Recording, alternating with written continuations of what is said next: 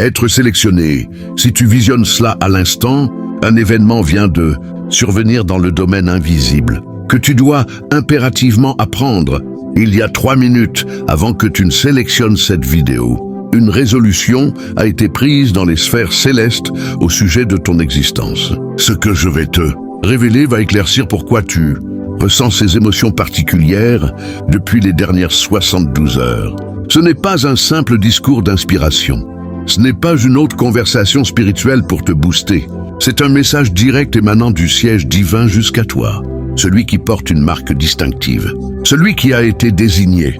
Celui qui a été formé pour un degré de pouvoir que la majorité des individus ne saisira jamais, ne connaîtra jamais, ne pratiquera jamais.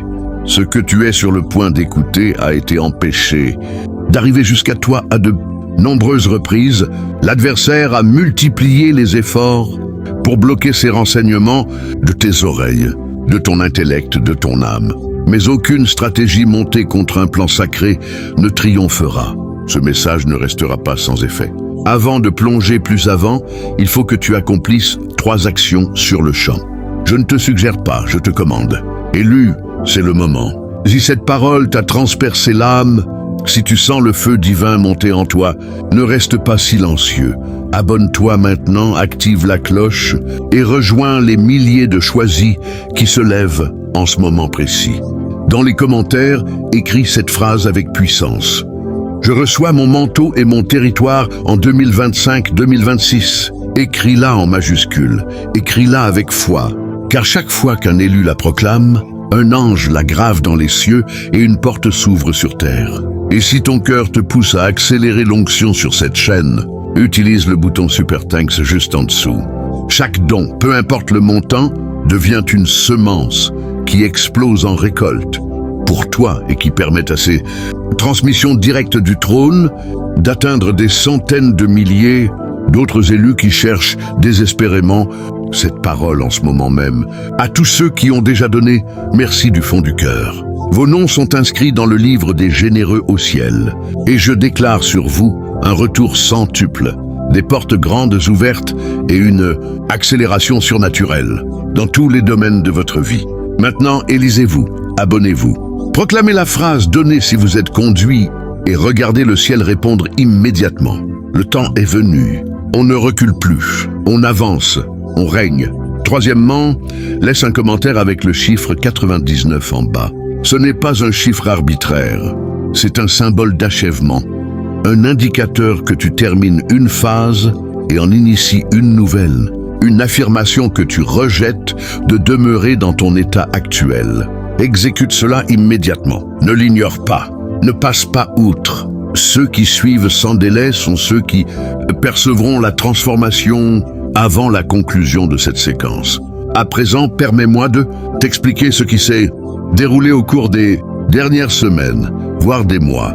Tu traverses une expérience inhabituelle, un poids inexplicable, une oppression thoracique sans lien avec ton état physique, une intuition que quelque chose approche, quelque chose d'énorme, quelque chose qui va bouleverser l'ensemble. Tu t'éveilles en pleine nuit, non à cause d'un cauchemar, mais d'une certitude intérieure. Une alerte profonde qui t'empêche de te détendre. Tu observes répétitivement les mêmes chiffres, pas uniquement 11-11, pas uniquement 333, mais des suites qui paraissent ciblées sur toi. Des suites qui semblent délibérées, des suites qui suggèrent que quelqu'un cherche à capter ton regard. Tu engages des discussions avec des individus qui expriment subitement tes pensées exactes. Des mélodies diffusées à la radio surgissent précisément quand tu as besoin de leur texte. Des ouvrages s'ouvrent sur des passages qui s'adressent directement à ta réalité. Des inconnus te dévisagent autrement, comme s'ils discernèrent sur toi un élément invisible aux autres. Tu pénètres dans des espaces et l'ambiance se modifie. Les personnes soit s'approchent de toi, soit s'en écartent. Pas d'intermédiaire. Ce n'est pas du hasard. Ce n'est pas une invention de ton esprit. Ce n'est pas une hypersensibilité spirituelle ou une surinterprétation. C'est une attestation, c'est une approbation. C'est les cieux qui déclarent. Je m'apprête à opérer dans ton existence une chose qui exigera de toi une version inédite de toi-même. Mais voici l'élément que beaucoup négligent. Ils perçoivent ces indices et s'enthousiasment. Ils se remplissent d'espoir. Ils anticipent avec ardeur. Puis apparemment, rien ne se concrétise. Les journées se mutent en semaines, les semaines en mois. Ils se mettent à douter de leur perception, de leur vision, de la véracité de tout cela. Permets-moi de t'indiquer la raison. Une épreuve survient avant chaque ascension significative. Une évaluation ultime que les cieux imposent pour vérifier si tu es authentiquement prêt pour ce que tu as sollicité. Cette épreuve ne ressemble pas à une épreuve classique. Elle évoque un ajournement. Elle évoque le mutisme. Elle évoque un effondrement au lieu d'une coalescence. Elle évoque l'antithèse d'une avancée.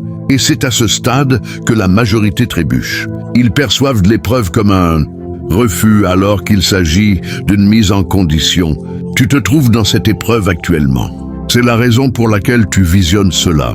C'est pourquoi ces termes vibrent dans ton âme comme un écho puissant. Tu es dans la phase terminale avant ton décollage. L'adversaire en est conscient. Il déploie toutes ses ressources pour te pousser à renoncer avant l'arrivée. Permets-moi de te décrire concrètement cette épreuve. Quand tu persistes malgré l'envie de capituler, quand tu continues à glorifier malgré les larmes, quand tu obéis sans compréhension, les cieux s'en aperçoivent. Des messagers célestes sont envoyés. Des accès verrouillés s'ouvrent inopinément. Une grâce dissimulée est déchaînée. Des individus qui t'ignoraient te remarquent soudain. Des chances évaporées reviennent en boucle. Et cela se produit plus rapidement que tu ne peux l'assimiler, plus promptement que tu ne peux t'y apprêter, plus généreusement que tu ne peux le concevoir. Mais cela ne survient que pour ceux qui vainquent l'épreuve. Donc, permets-moi de te livrer 5 stratégies pour surmonter cette épreuve décisive. 5 fondements qui te maintiendront droit quand l'environnement s'effrite. Premièrement, cesse de narrer tes épreuves. Cesse de répéter les difficultés à quiconque prête l'oreille. Chaque évocation renforce l'obstacle. Chaque proclamation du report le prolonge. Chaque annonce du déficit l'amplifie. Tes expressions possèdent une force. Ta voix crée. Tes affirmations modèlent ton monde. Donc, exprime ce que tu désires manifester, non ce qui est visible. Exprime l'avancée quand tu te sens coincé. Exprime la plénitude quand le vide domine. Exprime le triomphe au cœur du conflit. Ce n'est pas ignorer la réalité. C'est exercer la confiance. Ce n'est pas simuler. C'est annoncer prophétiquement. Ce n'est pas falsifier. C'est harmoniser tes déclarations avec celles du divin. Deuxièmement, sauvegarde ta tranquillité quoi qu'il en coûte. L'adversaire dépêchera individu après individu pour t'épuiser, te détourner, te dérouter. Il emploiera des personnes bienveillantes aux intentions pures qui posent des interrogations semant le scepticisme. Il utilisera des situations paraissant pressantes, mais étant du chahut. Il exploitera ton propre cerveau pour revivre chaque faux pas, chaque revers, chaque motif d'échec. Ne saisis pas l'appât. N'entre pas dans le combat. N'accorde pas de vitalité à ceux qui ne la méritent pas. Protège ta tranquillité comme ton bien le plus cher, car elle constitue ta force. En état de tranquillité, tu es aligné. En tranquillité, tu perçois le divin nettement. En tranquillité, l'adversaire ne peut t'atteindre. Troisièmement, administre ce que tu possèdes, même si cela paraît modeste. Ne dédaigne pas les débuts humbles. N'attends pas l'abondance pour fidéliser le peu. Ne reste pas passif en attendant la grande occasion tout en ignorant la tâche mineure devant toi. Le divin scrute ta gestion actuelle avant de t'accorder tes requêtes. Si tu dilapides ce qui est entre tes mains, il n'y ajoutera pas. Si tu malmènes le modeste, le substantiel ne te sera pas confié. Donc excelle dans ta position actuelle. Sois loyal dans l'infime. Sois régulier dans l'intimité cachée. Tes actions invisibles dictent les interventions divines visibles. Quatrièmement, offre même dans la souffrance. Ainsi, même dans la pénurie, accorde des bienfaits même quand tu en as besoin. C'est le concept que peu saisissent, et c'est pourquoi peu progressent. Quand tu retiens par crainte, tu obstrues le courant. Quand tu libères par confiance, tu ouvres l'espace pour l'afflux. Le divin ne remplit pas une paume close. Seule une paume ouverte reçoit. Donc identifie quelqu'un à favoriser. Identifie un manque à combler. Identifie une graine à planter. Agis sans attendre réciprocité humaine, mais en anticipant la plénitude divine. Cinquièmement, persévère dans la louange. Pas seulement les dimanches, pas seulement sur impulsion. Pas seulement dans la félicité, mais sans relâche, sans interruption, sans faille. La louange est ton outil de combat. Elle transforme les environnements. Elle rompt les entraves. Elle désoriente l'adversaire. Quand tu loues au sein de ton ouragan, les cieux se figent pour entendre. Quand tu glorifies dans ta détresse, les forces obscures s'enfuient. Quand tu élèves tes bras dans ton combat, l'avancée se déploie. Donc, lance la mélodie, entonne l'hymne, récite le verset, proclame l'engagement, fais de la louange ton dialecte, ton quotidien, ta réaction instinctive à toute circonstance. À présent, permets-moi de t'offrir une perspective plus profonde sur ce que cette épreuve ultime évalue réellement. Elle ne juge pas ta flawless, elle évalue ta ténacité. Elle ne vérifie pas si tu évites tout faux pas. Elle vérifie si tu rebondis après. Elle n'inspecte pas ta vigueur. Elle inspecte ton lâcher-prise. L'interrogation céleste n'est pas si tu peux accomplir seul. C'est si tu confies au divin de l'accomplir via toi. Beaucoup croient que l'épreuve vise à démontrer leur mérite. Ils estiment devoir exceller impeccablement, agir sans erreur, prouver leur droit à la faveur. Mais c'est du ritualisme, non de la connexion. C'est de l'effort humain, non de la bienveillance gratuite. C'est de la lutte, non du repos. L'épreuve ne porte pas sur tes aptitudes. Elle porte sur ta réceptivité, pas sur tes skills, sur ton adhésion, pas sur l'excellence suprême, sur la disposition. Et dès que tu passes de la preuve à la confiance pure, tout se métamorphose. L'oppression s'évapore, la bataille cesse, la sérénité s'installe. Car tu saisis que le résultat repose sur lui, non sur toi. Et il n'a jamais déçu. Il ne décevra jamais. Il est infaillible. Donc ta mission n'est pas de tout décrypter. C'est d'être là, pas de détenir toutes les solutions. C'est de persister dans les interrogations, pas de visualiser l'escalier entier. C'est d'avancer d'un degré. Si ce message vibre en ton être et que tu souhaites soutenir notre mission pour toucher plus de désignés, utilise le bouton de super reconnaissance sous cette vidéo. Chaque don, indépendamment de son ampleur, amplifie cette vérité vers ceux qui en ont un besoin vital. Mais contribue seulement si guidé intérieurement, jamais par contrainte. Une influence amplifiée implique une reddition de compte plus stricte. Voilà pourquoi l'épreuve est si exigeante. Pourquoi la mise en forme est si exhaustive. Pourquoi le chemin est si ardu. Le divin ne te conditionne pas seulement pour la faveur. Il te conditionne pour la gérer. Il n'entrouvre pas seulement des passages. Il te forme à les traverser sagement. Il ne te hisse pas seulement. Il te stabilise pour que ton ascension soit durable. Et cela nécessite du tempérament, de la probité, de la modestie. La fin de l'ego, l'élimination de l'arrogance, la reddition personnelle. Beaucoup désirent la faveur sans édification, l'ascension sans conditionnement, le rendement sans semaille. Mais le royaume opère autrement. Tout y implique semences et récoltes, fin et renouveau, aridité et abondance promise. Pas d'abréviation, pas de déviation, pas d'évitement du parcours. Tu dois le parcourir pour l'atteindre. Donc n'éprouve pas d'amertume pour le parcours. Accepte-le. Ne résiste pas au conditionnement. Ne force pas la période. Fie-toi au calendrier car ce que le divin édifie en toi durant cette épreuve te portera jusqu'à la fin de tes jours. Réfléchis-y attentivement.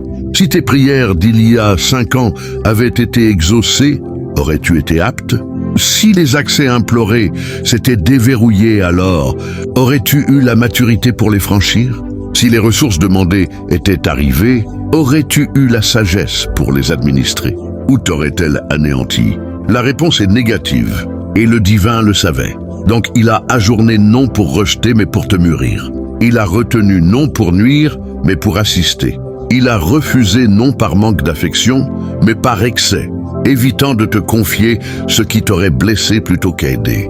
Désormais, tu es apte. Les bases sont solides. Le tempérament est sculpté. L'instant est venu. Les cieux vont libérer les réserves tenues pour toi. Accueille-les les paumes grandes ouvertes.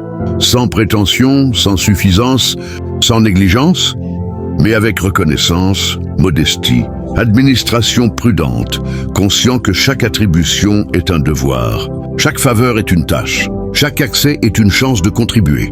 Ton élévation n'est pas pour te singulariser, c'est pour te rendre opérationnel. Ta faveur n'est pas pour accumuler, c'est pour distribuer. Ton ascension n'est pas pour dominer, c'est pour assister les suivants, les élever, servir de lien aux successeurs. C'est la vision royaume, c'est l'attitude des désignés. C'est la disposition intérieure qui préserve la grâce, maintient l'onction, assure la pérennité des accès. Permets-moi de t'adresser sur la solitude que tu endures. Ce n'est pas un dédain, c'est une élection. Le divin t'a isolé de la masse car son œuvre en toi ne s'accomplit pas en exposition, ni en tumulte, ni en perturbation. Elle nécessite l'isolement, le calme, la dissociation. Et oui, c'est isolant, oui, c'est éprouvant. Oui, des instants te font sentir négligé, invisibilisé, délaissé. Mais tu n'es pas négligé, tu es modelé, pas invisibilisé. Tu es surveillé, pas délaissé. Tu es conditionné pour une mission requérant ta singularité. Moïse a enduré 40 ans d'aridité avant de guider des multitudes hors d'Égypte. David a vécu des années en caverne avant son couronnement. Jésus a passé 40 jours en désert avant son service public. Ton isolement n'est pas châtiment, c'est conditionnement. Ta solitude n'est pas dédain, c'est polissage. Ta dissociation n'est pas éloignement divin, c'est rapprochement. Donc cesse de haïr ta période actuelle, cesse les comparaisons avec ceux paraissant avancés. Sois ancré dans ton présent, loyal dans l'intimité, exemplaire dans l'anonymat. Car tes actes cachés dictent les actions divines publiques. À présent, adressons ton intellect. Le terrain de lutte est tes réflexions. Le conflit est cérébral. L'adversaire n'a pas besoin de te ruiner extérieurement. S'il te pousse à l'autodestruction intérieure, son arme clé est ton propre cerveau. Il implante des idées sonnant comme toi, mais imprégnées de venin. Il susurre des incertitudes paraissant sages mais trompeuses. Il propose des arrangements semblant salvateurs mais piégés. Garde ton intellect comme ton cœur. Capture chaque idée. Discerne l'origine, divine, adverse ou personnelle. Pas toute idée mérite considération. Pas toute proposition raisonnable est avisée. Pas tout sentiment authentique est véridique. Donc quand surgissent idées de revers, écarte-les. Quand visions d'échec envahissent, repousse-les. Quand accusations culpabilisantes résonnent, impose silence. Tu n'es pas défini par tes réflexions. Tu l'es par la parole divine. Et elle te déclare désigné, consacré, outillé, conditionné, orienté vers l'excellence. À présent, permets-moi de t'orienter quand les cieux paraissent muets, quand les supplications semblent stagner, quand tu appelles sans écho. D'abord, saisis que le mutisme n'équivaut pas à l'absence. L'inaudibilité n'implique pas le silence divin. L'insensibilité n'implique pas l'éloignement. Le divin œuvre constamment, avance sans cesse, coordonne perpétuellement. Même invisible, même imperceptible, même intangible. Ensuite revient à sa dernière directive et applique-la. Souvent, la dernière instruction que Dieu t'a donnée semble simple, presque insignifiante à tes yeux, comme si elle n'avait pas le poids de la grandeur que tu attends. Mais c'est précisément dans cette simplicité que réside la puissance divine, car l'obéissance n'est pas mesurée par l'ampleur de la tâche, mais par la fidélité du cœur qui l'accomplit.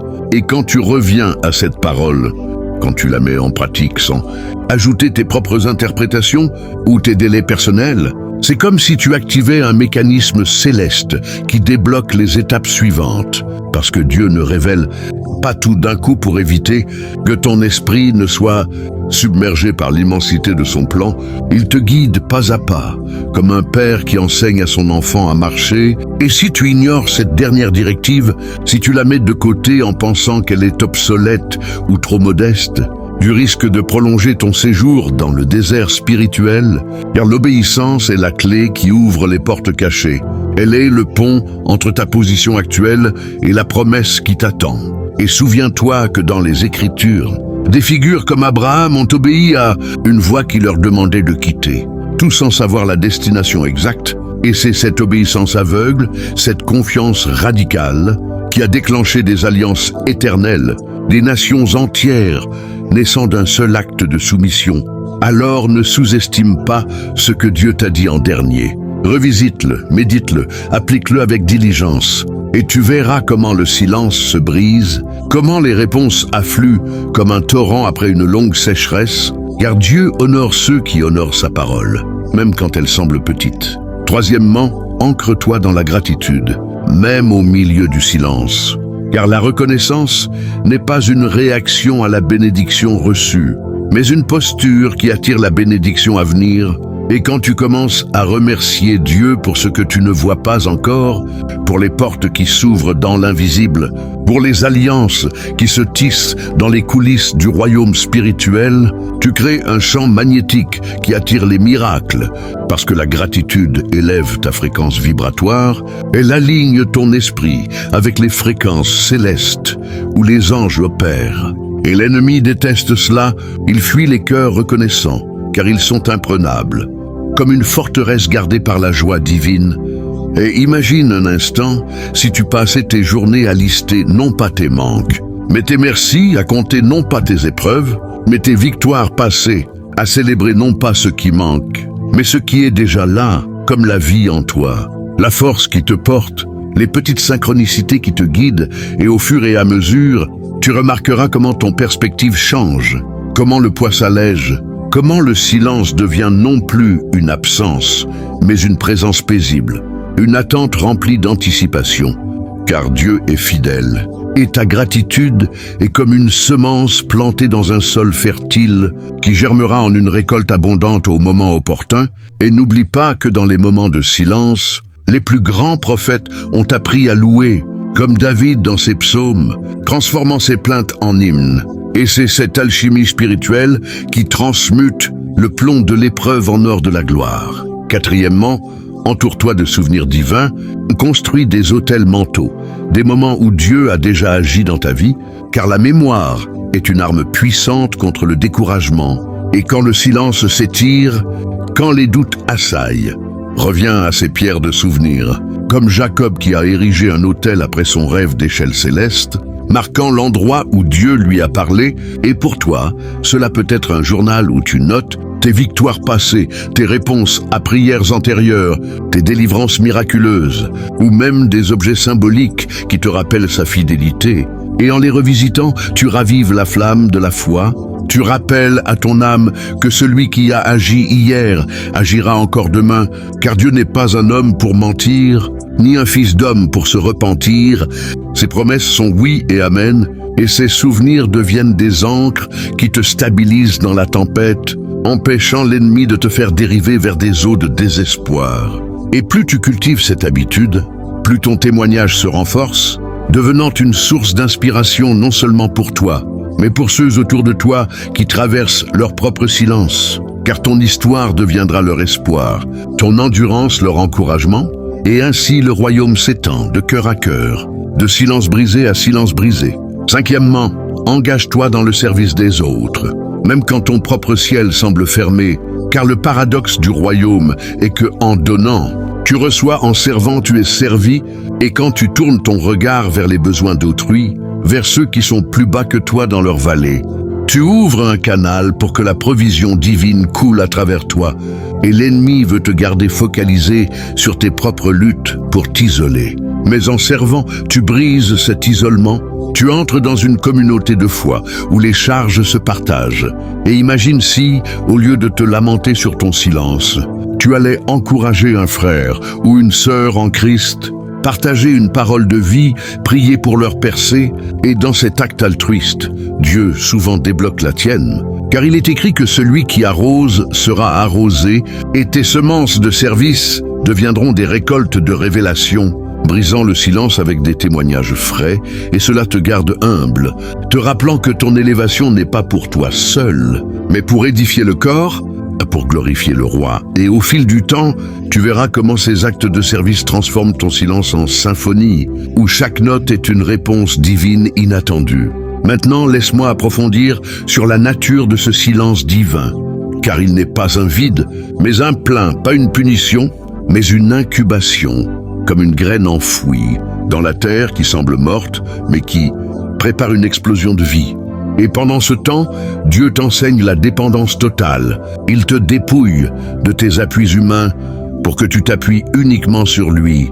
Et c'est douloureux, oui, car l'ego résiste. Les habitudes terrestres s'accrochent.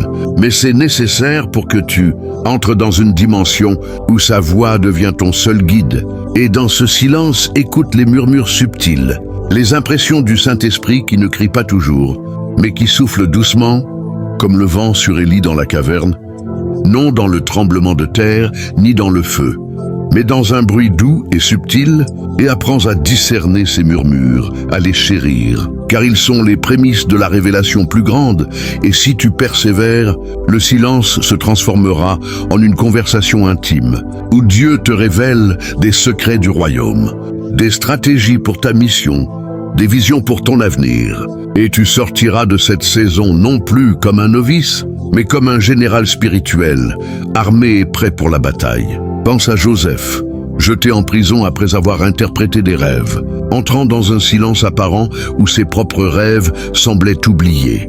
Mais pendant ces années, Dieu le formait en secret, affinant son caractère, élargissant sa sagesse jusqu'au jour où une seule nuit a tout changé, le propulsant du cachot au palais, et ton silence et ton palais en construction, ton temps de formation où chaque jour sans réponse est une brique ajoutée à ton édifice spirituel, et l'ennemi le sait. C'est pourquoi il amplifie le silence avec des voix de condamnation, te faisant croire que Dieu t'a oublié, mais réfute ses mensonges avec la vérité éternelle.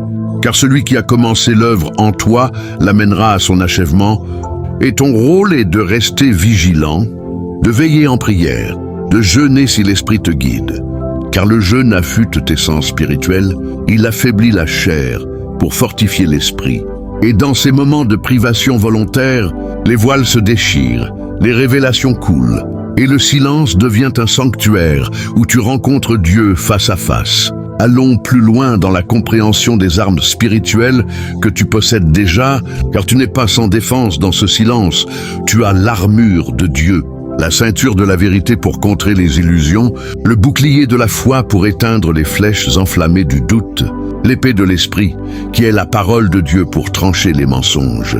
Et en les utilisant quotidiennement, tu transformes le silence en champ de victoire, où chaque jour est une conquête sur l'ennemi. Et n'oublie pas la puissance de la communauté, même si ton isolement est temporaire, cherche des mentors spirituels, des intercesseurs qui peuvent prier avec toi, car où 2 ou 3 sont assemblés en son nom, il est au milieu, et leurs prières peuvent percer le voile que tu ne vois pas seul, mais choisis-les avec discernement, car l'ennemi envoie aussi des faux alliés pour semer la confusion. Il teste les esprits, vérifie si leurs conseils alignent avec la parole, et quand tu trouves les vrais, accroche-toi à eux comme à des cordes de sécurité dans ta montée. Imagine maintenant ce qui t'attend de l'autre côté de ce silence. Une effusion de l'esprit comme jamais, où les dons que tu as sentis en toi s'activent pleinement, où ton appel devient clair comme le cristal, où les portes s'ouvrent en grand pour que tu marches dans ton héritage. Et ce ne sera pas pour ta gloire, mais pour la sienne, pour que des multitudes soient touchées, des chaînes brisées, des vies transformées. Et tu regarderas en arrière ce silence comme le meilleur investissement de ta vie pour conclure cette transmission, mais en réalité, elle n'a pas de fin car le voyage spirituel continue. Je t'invite à sceller cela par une prière personnelle. Ferme les yeux là où tu es, lève les mains si possible et déclare « Père Céleste, je reçois cette parole. Je choisis l'obéissance dans le silence, la gratitude dans l'attente, le service dans l'isolement, et je te fais confiance pour la suite. Amen. Et sache que dès cet instant, des shifts se produisent dans l'invisible.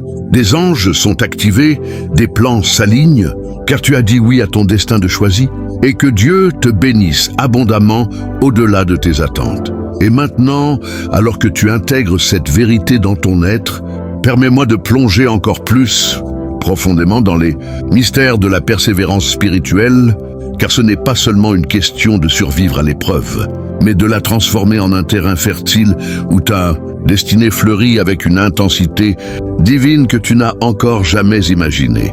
Et comprends bien que chaque instant de silence, chaque seconde où tu te sens comme si les cieux étaient fermés comme une voûte impénétrable, est en réalité un atelier céleste où Dieu sculpte ton âme avec une précision infinie, enlevant les impuretés accumulées par les années de compromis mondains, de distractions terrestres et de doutes insinués par l'adversaire qui rôde comme un lion cherchant qui dévorer. Mais toi, en tant qu'élu, tu n'es pas une proie facile. tu es un guerrier revêtu de l'armure complète de la foi. Et c'est dans cette persévérance que tu découvres que la vraie force ne vient pas de tes muscles spirituels entraînés par des efforts humains, mais de la soumission totale à celui qui tient l'univers dans sa main. Et imagine si tu pouvais voir, ne serait-ce qu'un instant, les légions angéliques qui se mobilisent autour de toi pendant ces périodes de calme apparent, des êtres de lumière pure qui exécutent des ordres divins pour aligner les constellations de ton avenir, déplaçant des obstacles invisibles, neutralisant des pièges tendus par les forces des ténèbres, et tout cela parce que tu as choisi de ne pas fléchir, de ne pas murmurer contre le processus, mais de l'embrasser comme un cadeau enveloppé dans l'apparence d'une épreuve. Car Dieu, dans sa sagesse éternelle, sait que les diamants les plus purs naissent sous la pression la plus extrême. Et ton esprit est ce diamant qu'il polit pour refléter sa gloire dans un monde plongé dans l'ombre. Allons plus loin dans l'exploration de la prière persistante. Car ce n'est pas une simple récitation de mots vides ou une liste de demandes égoïstes lancées vers le ciel comme des flèches hasardeuses. Non, c'est une communion intime où ton cœur se synchronise avec le rythme du trône divin, où chaque supplication devient une déclaration de dépendance absolue.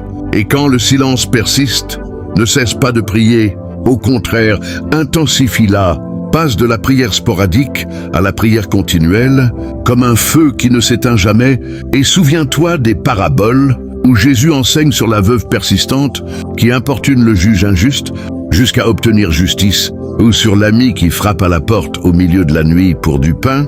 Et si un juge injuste ou un ami réticent cède à la persistance, combien plus ton Père céleste, qui est amour infini et justice parfaite, répondra-t-il à tes cris incessants, mais avec un timing qui dépasse ta compréhension limitée, car il n'agit pas selon ton calendrier humain, pressé par les urgences terrestres, mais selon son calendrier éternel, où chaque délai est une opportunité pour que ta foi grandisse, pour que ton caractère se solidifie, pour que ton témoignage devienne irréfutable, quand la réponse viendra enfin. Et dans cette prière persistante, incorpore des éléments de jeûne si l'esprit te guide, car le jeûne n'est pas une punition corporelle, mais une discipline qui affaiblit la chair pour libérer l'esprit, qui ferme la porte aux distractions sensorielles pour ouvrir grand les portails de la révélation. Et des prophètes comme Daniel ont vu des visions angéliques après des périodes de jeûne, des batailles spirituelles remportées dans les cieux parce que leur corps s'était soumis à une fin plus grande, celle de la présence divine. Et toi aussi, en adoptant cette pratique avec sagesse et non par légalisme, tu verras comment les chaînes intérieures se brisent, comment les réponses affluent comme un fleuve déchaîné après une digue rompue, et l'adversaire, qui craint plus que tout un élu en prière et en jeûne, fuira devant toi comme l'ombre fuit la lumière. Permets-moi maintenant d'approfondir sur le rôle de la communauté des élus dans cette saison de préparation, car bien que l'isolement soit souvent une phase nécessaire pour forger ton identité unique en Dieu, il n'est pas destiné à être permanent, et Dieu t'appelle à te connecter avec d'autres qui portent la même marque, d'autres qui comprennent le langage des visions nocturnes, des synchronicités divines et des batailles invisibles, et cherchent ces alliances spirituelles, non pas dans les foules superficielles des rassemblements mondains, mais dans les cercles intimes où la parole de Dieu est honorée, où les prières collectives montent comme un encens agréable. Et souviens-toi que la Bible parle de la corde à 3 brins qui ne se rompent pas facilement, symbolisant comment ton lien avec Dieu, renforcé par des frères et sœurs en foi, devient une forteresse imprenable contre les assauts de l'ennemi. Et dans ces connexions, partage tes fardeaux sans crainte, car le confession mutuelle guérit les blessures cachées. Et prie pour les leurs, car en semant dans leur champ spirituel, tu récoltes dans le tien et évites les faux alliés. Ceux qui parlent de foi mais vivent dans le compromis, ceux qui flattent mais ne confrontent pas avec amour, car l'adversaire les utilise pour semer la discorde, pour diluer ta conviction. Mais avec discernement guidé par l'esprit, tu identifieras les vrais, ceux dont les fruits témoignent de leur ancrage en Christ. Et ensemble, vous formerez une armée qui fait trembler les royaumes des ténèbres. avançant de gloire en gloire, de victoire en victoire, car l'unité des élus libère une puissance exponentielle, comme les disciples à la Pentecôte qui, unis dans une chambre haute, ont vu le feu descendre et des langues s'activer, transformant des pécheurs en apôtres qui ont conquis des nations. Explorons ensuite la dimension de la vision prophétique que Dieu dépose en toi pendant ces temps d'attente, car il n'est pas rare que, dans le silence des images, des rêves ou des impressions surgissent comme des éclairs dans la nuit, te montrant des aperçus de ce qui vient, et ne les ignore pas comme de simples produits de ton imagination, mais note-les, médite-les, prie sur eux, car ils sont des fragments du puzzle divin, des indices sur ta mission future. Et comme Joseph qui a interprété des rêves en prison avant de gouverner l'Égypte, tes visions actuelles sont des entraînements pour les responsabilités à venir, et l'ennemi tentera de les discréditer, de te faire douter de leur origine, mais teste-les à la lumière de la parole, car toute vraie vision alignera avec les principes du royaume, promouvant l'amour, la justice, la rédemption, et non l'ego ou la vengeance, et en les chérissant, tu cultives un cœur prophétique, capable de discerner les temps et les saisons, de prophétiser sur des situations mortes pour les voir revivre, et imagine l'impact quand tu sortiras de cette saison, armé de ces visions réalisées, témoignant comment Dieu a transformé des rêves en réalité tangible, inspirant des multitudes à croire en l'impossible, car ton histoire deviendra un phare pour les perdus, un rappel que le silence n'est pas la fin, mais le prélude à une symphonie divine.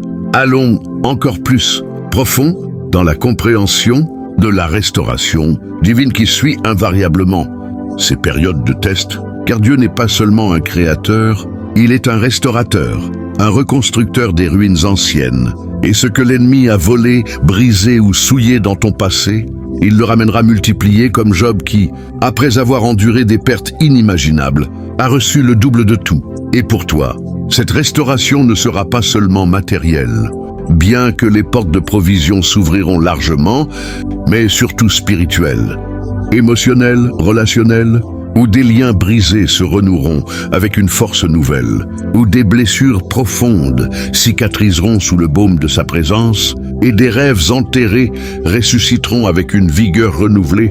Mais pour entrer dans cette restauration, tu dois relâcher l'amertume.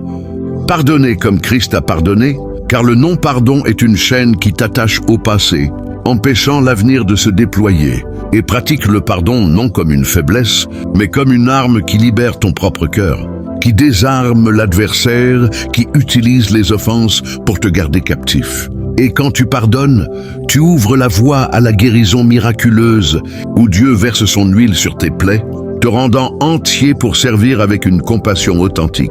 Car les élus restaurés deviennent des canaux de restauration pour d'autres, touchant les brisés avec une empathie née de leurs propres cicatrices, et ainsi le cycle du royaume continue, de la vallée à la montagne, de la mort à la vie, de l'ombre à la lumière éclatante. Permets-moi de t'inviter à cultiver une vie de sainteté accrue dans cette saison, car la sainteté n'est pas une liste de règles rigides imposées par la religion, mais une séparation volontaire pour Dieu, une consécration où tu choisis de purifier tes pensées, tes paroles, tes actions, alignant chaque aspect de ton être avec sa volonté. Et l'ennemi redoute les saints, car ils portent une autorité non contaminée, une onction pure qui commande aux démons de fuir, et pour y parvenir, examine ton quotidien. Identifie les idoles cachées comme les addictions numériques, les relations toxiques ou les ambitions égoïstes, et remplace-les par des disciplines spirituelles, comme la lecture quotidienne de la parole, qui est une lampe à tes pieds et une lumière sur ton sentier, et la méditation qui ancre les vérités éternelles dans ton esprit, les rendant inaltérables face aux tempêtes, et au fil du temps, cette sainteté deviendra ta seconde nature, te rendant imperméable aux flèches de l'adversaire, et Dieu honorera cela en te confiant des mystères plus profonds, des révélations qui transforment non seulement ta vie, mais des générations entières, car les élus saints sont des vases d'honneur, prêts pour les œuvres préparées d'avance. Et maintenant, alors que nous approchons de la conclusion de cette transmission étendue, mais qui pourrait s'étendre infiniment car les mystères de Dieu sont insondables. Je sens dans mon esprit une urgence à t'appeler, toi l'élu, à rejoindre cette communauté grandissante des désignés qui se réveillent à leur appel. Abonne-toi à cette chaîne pour recevoir ces messages directs du trône qui te fortifieront dans ton voyage et aide-nous à toucher plus d'âmes en quête de vérité. Et pour sceller cette parole dans ton cœur, commente 888 ci-dessous, ce nombre symbolisant l'abondance infinie, la complétude divine et la nouvelle création en Christ, une déclaration que tu embrasses pleinement cette saison et que tu refuses de reculer. Fais-le maintenant et sens le shift spirituel qui s'opère, car ton obéissance active des flux célestes et que la paix de Dieu qui surpasse toute intelligence garde ton cœur et tes pensées en Jésus-Christ. Amen.